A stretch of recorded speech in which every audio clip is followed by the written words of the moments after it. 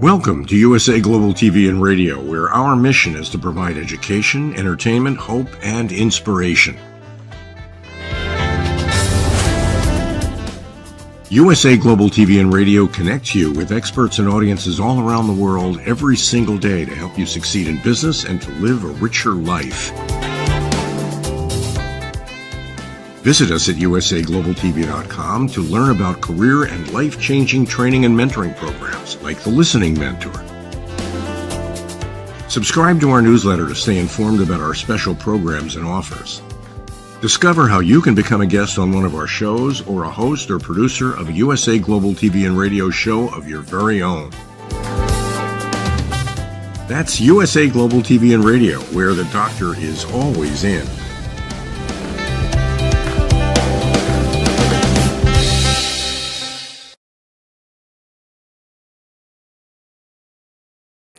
Hello, everyone. Good evening, good morning, good afternoon. Happy Thursday, happy Friday. We are so thrilled to have our global audience here at USA Global TV and Radio, where we provide world-class education, inspiration, and hope. I'm Dr. Jacalyn Kerbeck, and it's my honor to be here hosting the show today, which is The Resume Whisperer, starring Joseph STETTER. Joseph has helped over 11,000 people find gainful employment. He is truly the most expert we have ever had on this show, on this platform, I should say, when it comes to giving advice about how to up your game when it comes to interviewing, when it comes to changing careers, when it comes to getting what it is that you want from your employer. Let's welcome him to the show. He's joining us today from Canada. Hello. Hello, hello. Again, I apologize for my appearance. I'm recovering from shoulder surgery, so you'll have to bear with me a little bit. It's your show. You can dress any way you want. So there. Well, we're excited to have a guest today that's going to bring a different perspective and, kind of see his experiences and his perspectives from a perspective of working in HR, climbing the corporate ladder, to also now kind of offering mindset coaching. And the idea that, as I've mentioned in several episodes, by no means am I the only experts out there. I've had my experiences. I've collected my knowledge a certain way, and every person has their own. And when it comes to helping you land your dream job, it's very important that you find somebody that you can work with, whether you relate to them because they are identify as the same gender as you, whether it's the same cultural background as you, whether they've worked for certain companies that you want to work with. There isn't one right coach, because at the end of the day, it's personality, and it's about how the tips and the tools that are being given to you are applied, right? At the end of the day, part of the way that I do things. Some people like it, some people don't, and that's okay. It's not for everybody. And myself and our guest today are here to serve, are here to make sure that you have various ways of learning and maximizing your job search, and kind of being a valuable asset to a company. So let's welcome Rahul Sharma. Absolutely. Rahul is joining us from Washington, D.C., originally from India, and he is a transformational speaker, an author, a mindset coach. He has an MBA in human resources and a master's in organizational development. Let's welcome him to the show. Hello. Hello. Hey, Joseph. Hey, Dr. Jacalyn. How are you? Hi, it's an Excellent. Thank absolute you. pleasure. Thank you for being here with us today. So we were just talking briefly backstage about your passion, and also about the fact that you are heavily involved with keynote speaking, servant leadership, and I think you're bringing a great dynamic to the program today. What was it that made you want to register to be on this specific show? So, I always believe in giving, and the platform that allows me to give my knowledge, share my knowledge, I'm up for it. And Joseph's show I noticed that it's a need of an hour. There are a lot of people in career transition, and sometimes they feel that they are alone. And in last couple of months, if you see, there is a lot of turmoil in the corporate industry, a lot of layoffs that has happened. So I thought that I will be able to share my inputs to all the people who are into career transition or probably looking for a change from college to corporate. Perfect. So we'll start with this as a kind of introduction. So, based on your experience in kind of having a master's in HR and a master's in organizational behavior, what are you seeing are kind of, we'll start with resumes. What are the biggest problems that you're noticing on resumes? And then we'll get into the interviews and kind of where you're noticing differences in people. And I'll chime in after you if that's okay, Rahul. Go ahead. Sure. So one of the things that I noticed that the resume, the way we write resume, most of us are not resume writer, and it's important for them to either take assistance or take help from someone who is an expert there. What I see is we do not mention our experience in a way that would be applicable to the job. Most of the time we have a very stereotyped resume, and then we just randomly post those resumes to all the jobs, whereas it's important for job seeker to customize their resume to a specific job. Let's say there is a job which is looking for 3 to 4 skills that you have experience in. You will need to customize your profile to showcase that particular skill set on your resume, and that's where I see some challenges. And we the way we mention our accomplishments, our great things that we have done, can also is an area of improvement for many. So that's something I've seen in my experience, Joseph. That I want to kind of follow up questions because I've spoken about this and Dr. Jacalyn has, as part of that. So the first is, are you a fan of like what I call cookie cutter resume, which is chronological or functional? Or do you think that semi functional is now the new standard or should be the new standard?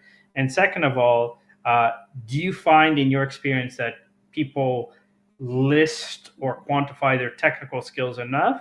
Or do they focus on the kind of what I call fluffy information, like saying that they're hardworking, dedicated, committed team player with excellent communication skills? So I'm not a big fan of a cookie cutter approach Okay. for resume. Mentioning about the skills, I see that people mention skills for just like when you go to a restaurant, you see a bunch of things on their menu. But there are certain restaurants which are very specific. They only serve few things. So as a human being, we cannot be master of all. We need to focus on the skills that we really have experience and we really have that expertise. The big thing which I see missing is the personal skills or human skills. Today, in the era of digital technology, or the era where we are seeing a lot of people quitting on their job, it's so important for our leaders to have that empathy, those human skills, which can help them to engage their employees in a better way. So I do see that as a missing piece, and we do not put a lot of emphasis on learning on those skills. A lot of emphasis is given on the technical skills, and that's where we see the functional skills, technical skills more on the resume versus the human skills.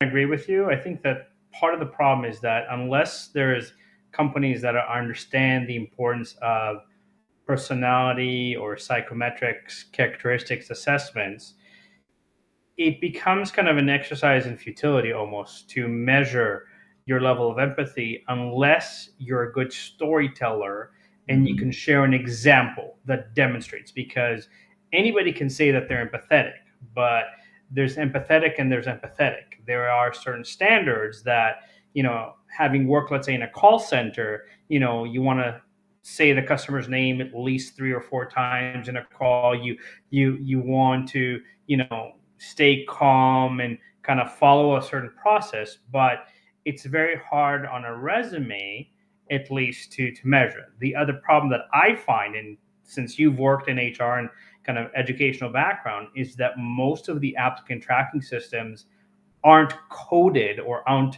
designed to measure some of the soft skills. So people have to populate the technical skills in order to at least be seen or be noticed in the algorithms, kind of thing, right? So Absolutely. Yeah, I agree. I think the applicant tracking system is not designed for that at the moment. And they just see those must have skills that is there on the job description. If they are there, that's where they go to the next level. So I agree. It is a little challenging for the ATS to review that.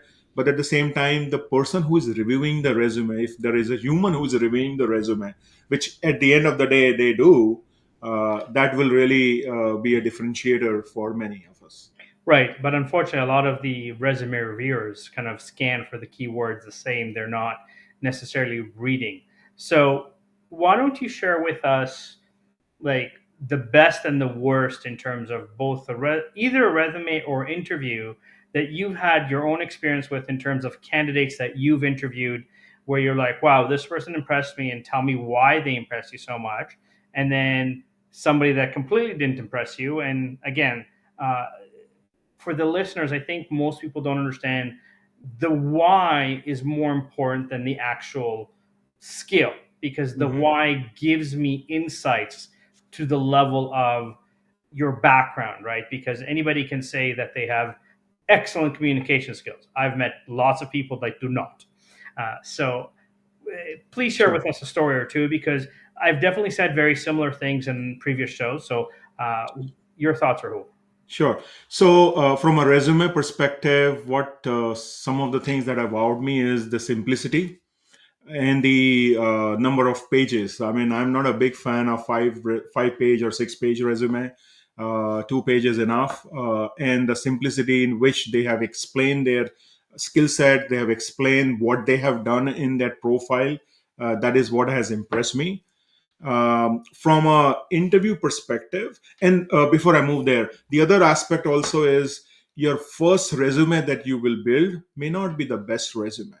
So probably when you go through some experience by giving few interviews, you take inputs from the interviewers or critiques from some expert, you will be able to improvise on your resume as you move forward in the process of job hunting. From the interview perspective, I see that a lot of us, we do not do preparation for the interview. And what I mean by preparation is doing some mock interviews so that you are prepared for how your response are being viewed, or how fluently they are coming out from you. That is number one. Number two, I have seen people who are giving response to the point rather than beating around the bush. They do better job someone who is very, very concise in the response and really listening to the question. At times, the question is A and the response is B. So we need to do a better job in doing attentive listening so that we really respond to the question that has been asked by the interviewer. The other thing in the interviews, I have seen many a times that the interviewers, they do not research their employers. They do not know much about the company. And this is my sincere request that research your employer. If you are able to know the name of the interviewer, know about them, look at their LinkedIn profile, so that you can find some common things. You can connect. You can talk about some of the things that you have seen on their LinkedIn profile, or probably any other places where you have done your research at. Other thing which I see is we are not prepared for the question that, do you have any questions for us? And many a times we just say no questions. And actually, that is the right opportunity for us to really ask some great questions about the culture, about the environment, about the growth prospects, rather than just limiting us to respond to the question for that particular job. So Okay. those are some of my inputs. 100% agree with you. So, as an seasoned interviewer, what is one of your favorite questions to ask a candidate to kind of get a great sense of who they are? And what is a question that you want a candidate to ask you at the end of the interview? So one of my favorite question is, I ask them that tell, if you have to call three people that love you the most, and you ask them the question that what areas of improvement you have, what they will tell you. Okay. So that is one of my favorite question. The question that I would that probably most of the that I would love to hear from the interviewees would be about the environment. What is the work environment? What is the work culture? How I will be able to thrive in this environment? And probably what are the things that we do as an organization to make it as a safe workplace, make it as a place which is really giving them an opportunity to grow. Excellent. I very much agree. I have that. And I think this is where you hit on it earlier, that, a lot of candidates aren't prepared. They don't understand the importance of the questions at the end of the interview. Now, do you have a number of questions that a candidate should ask you at the end of the interview? My personal thoughts are 3 to 10, 3 that are very job specific, and 3 that are more in the culture and, like you said, the ways in which a candidate can succeed in the company. What are your thoughts, please? And then I think Dr. Jacalyn also has a question. Sure. So I would say less is more. So you ask maybe 1 or 2 questions that will really make your decision go or no go for that employer, because you may not get multiple opportunities to ask that individual. And if that person is the one with whom you would be working, you really need to understand their style, or what is their preferred way of engaging with new people. So I would say less is more when it comes to asking questions with your interviewers. Perfect. And Dr. Jacalyn, did you have a question as well? Yes, thank you. I just read an article yesterday about Gen Z. A number of Gen Zs were interviewed, and they said that they learn more from robots than they do from their bosses.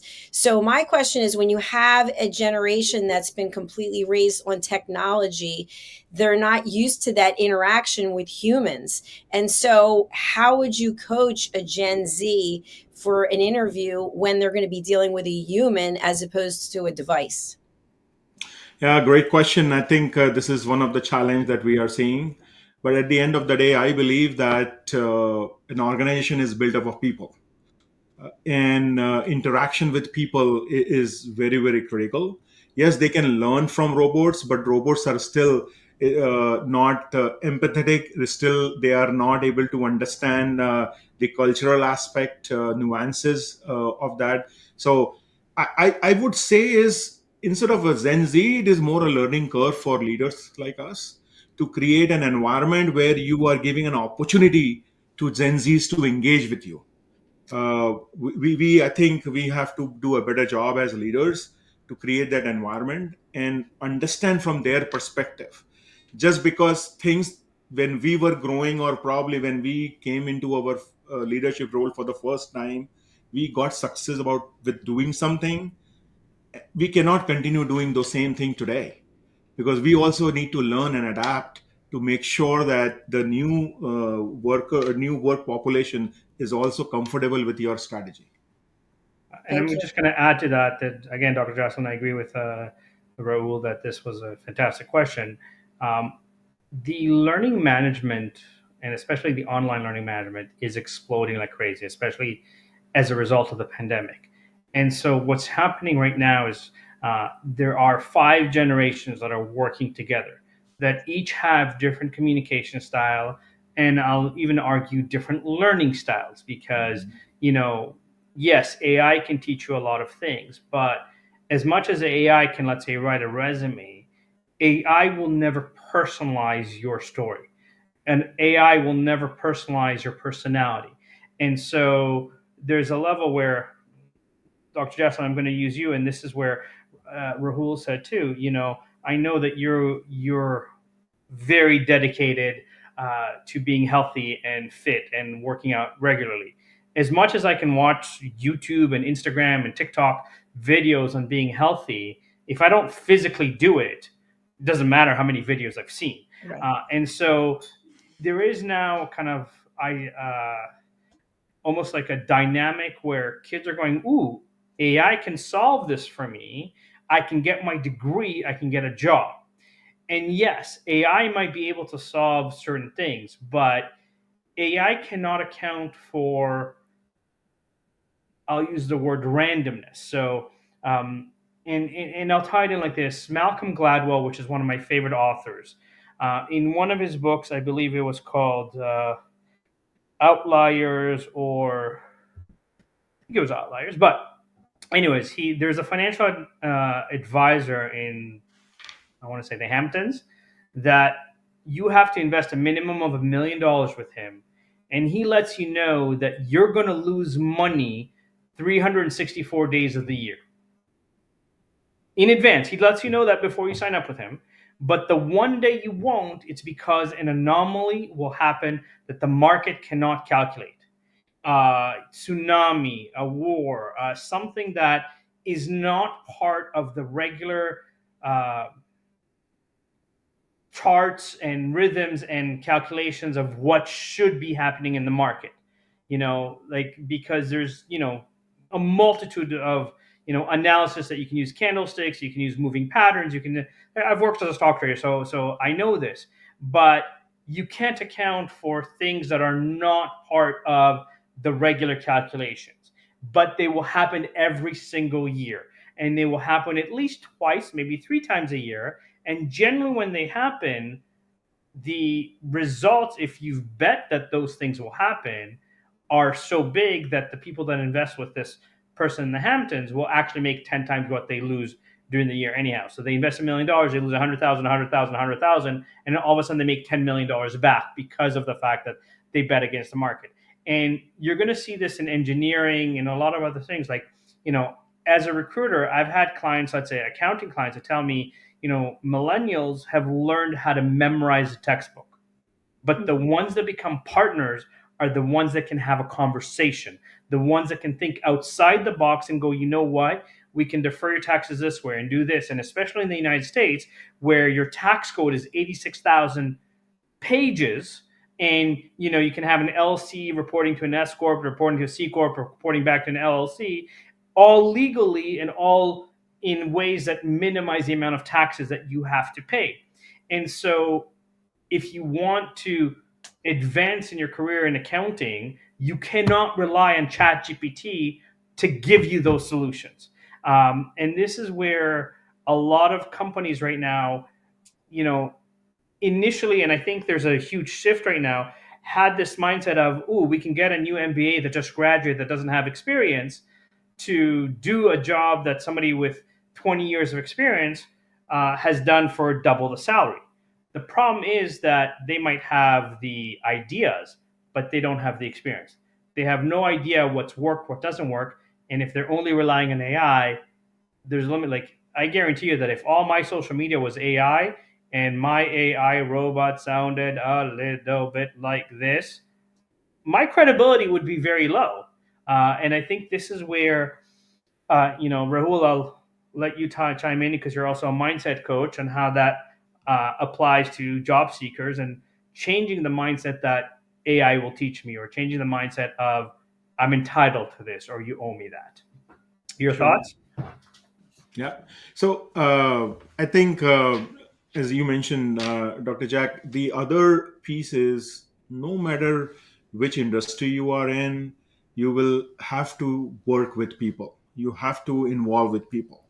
And for that perspective, you need to build those networks, those relationships, because in the corporate world, or even if you're an entrepreneur, that really makes a difference. And from the mindset perspective of a job seeker, in my opinion, I'm coming with like three mindset. Number one would be the positive mindset. You need to be optimistic. You need to focus on your inner strengths rather than focusing on the external factors, because you have no control on external factors. You have only control on you. So have that positive mindset. The other is the growth mindset. You need to embrace the learning opportunities.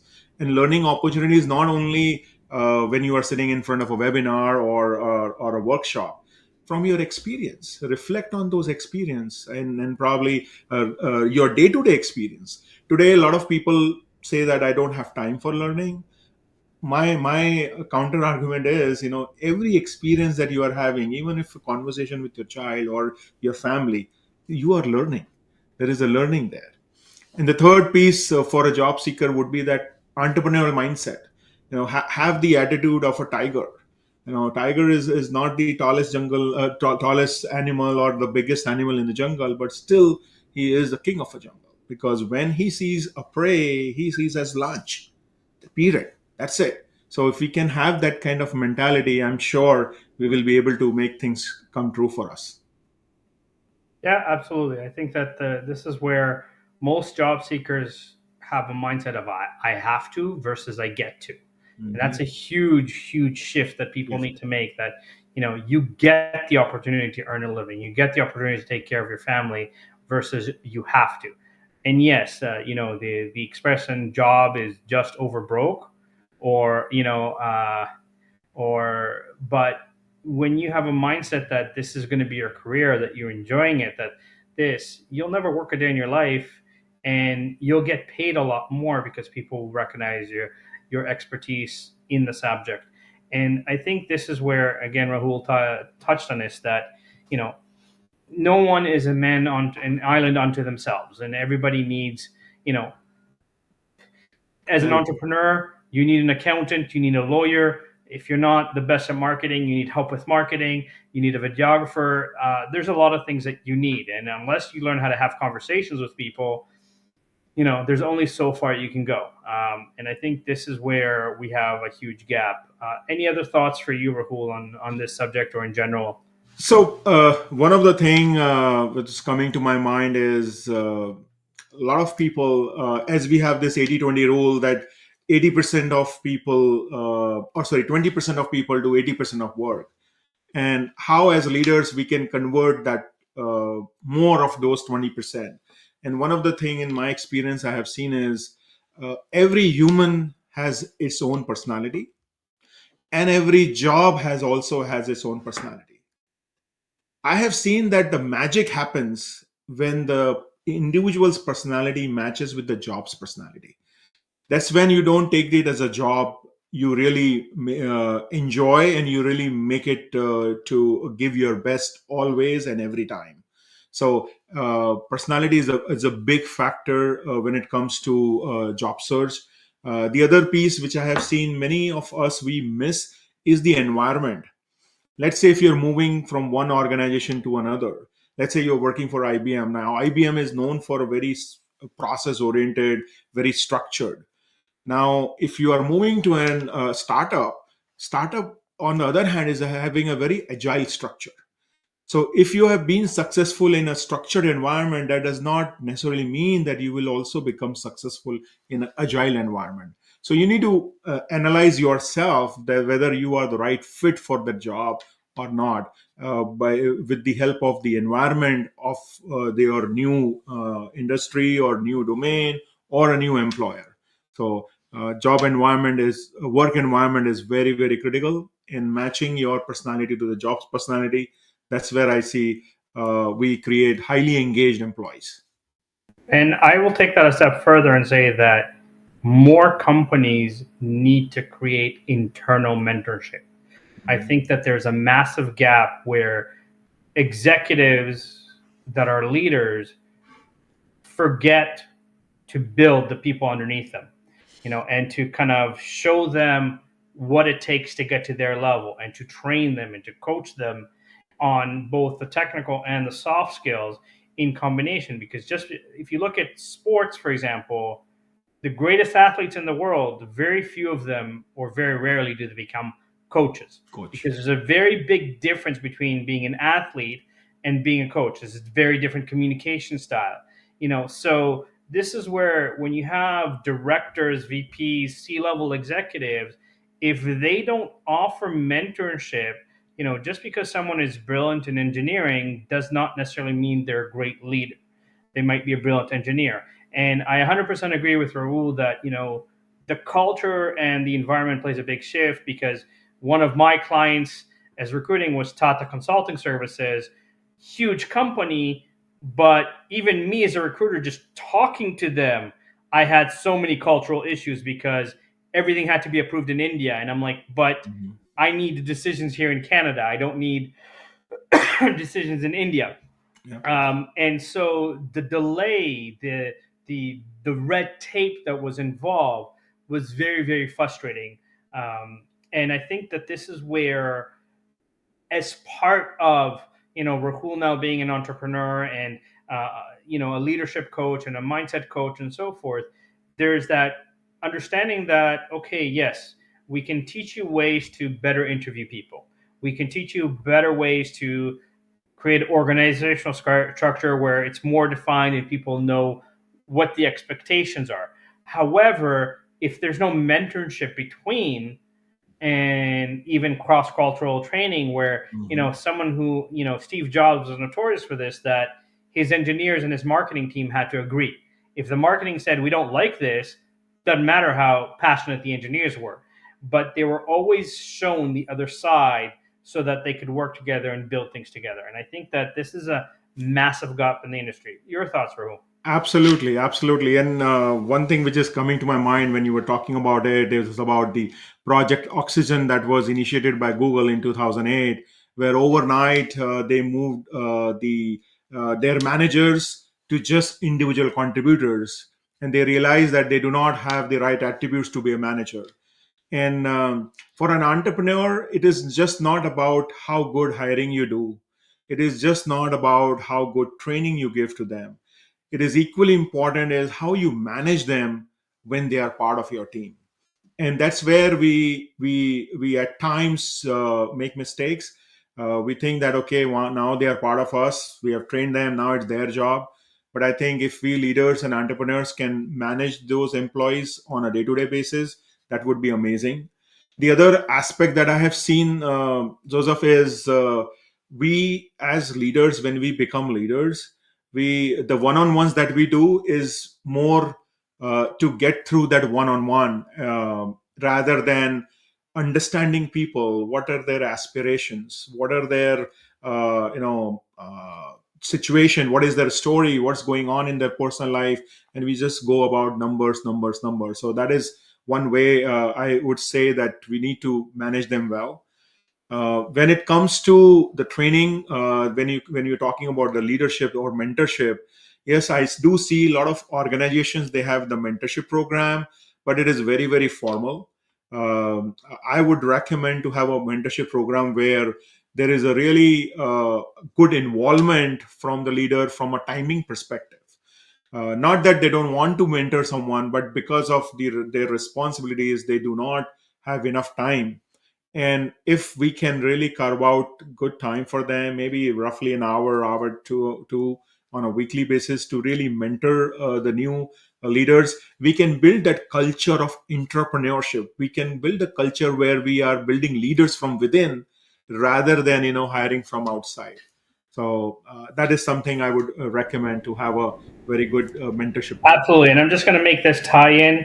Rahul, you'll appreciate this. One of my favorite movies of all time, Three Idiots, where they all go to the engineering school and you have, Raju that's just kind of so creative and not a typical engineer.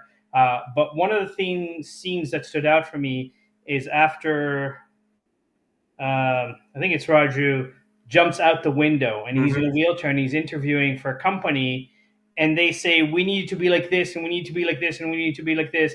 And he says, nope, I'm sorry. I'm not going to be a yes man. I'm going, I jumped out of the building because I didn't think I was enough. And I think you're absolutely right that we need to not do it for the sake of doing it, but do it for the sake of, helping everybody level up together.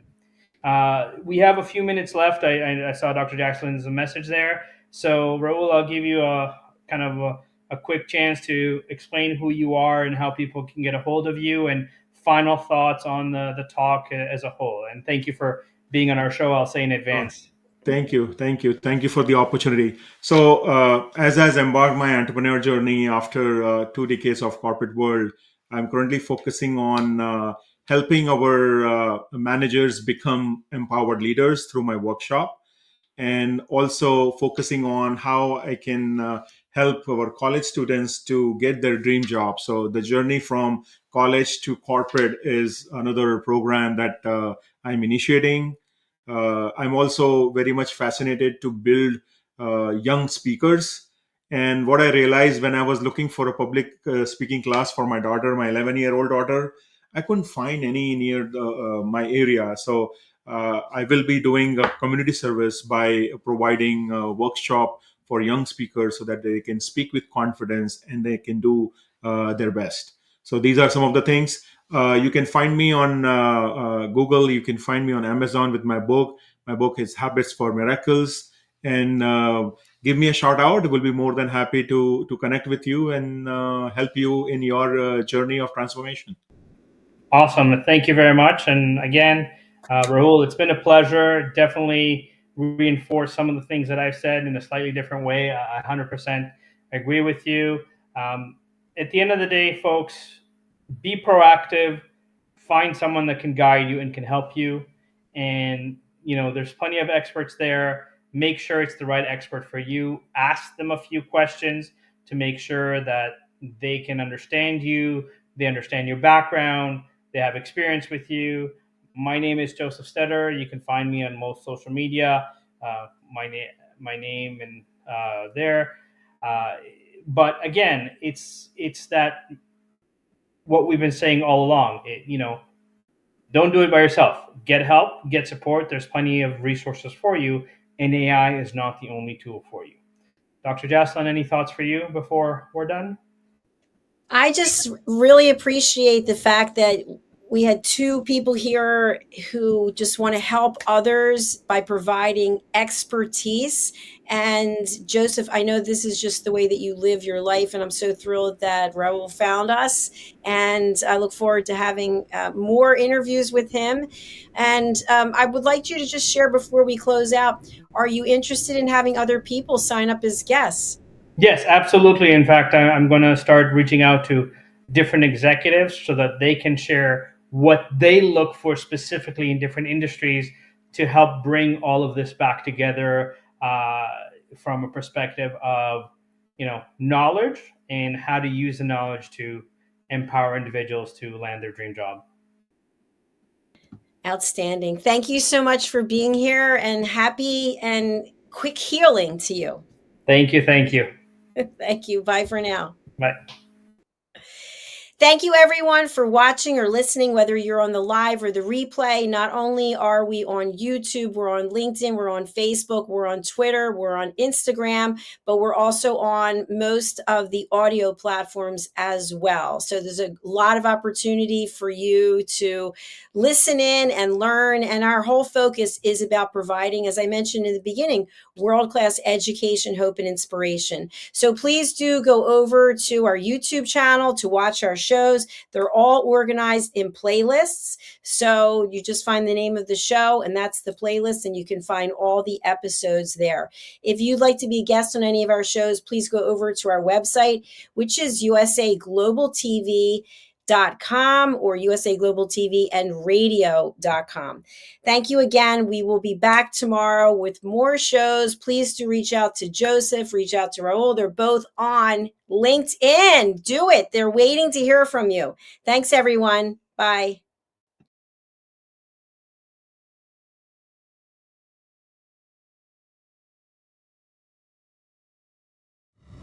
The last few days have been really amazing. I had a trainer course from the British School of Etiquette. And I must say it's been one of the best decisions I've ever made and one of the best investments I've made in my own training and development. Now, words alone will not describe the transformation and the positive path that I have traveled with the British School of Etiquette. I found I learned a lot from the lessons this time I came. The last few days with the British School of Etiquette have been fantastic. And what I've learned now is really beyond my expectations. This is the most rewarding experience and the best investment I have made this year.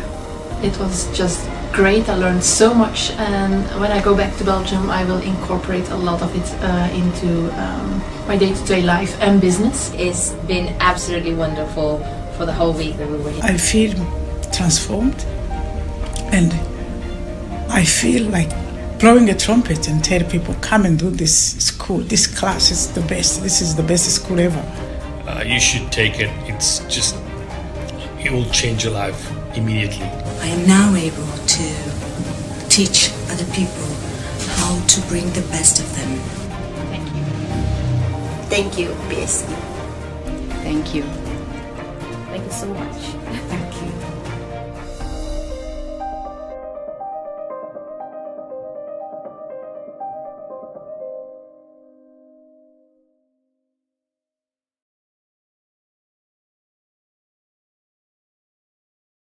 Fostering better personal and professional relationships. Module 8, Mastery in Dining Etiquette.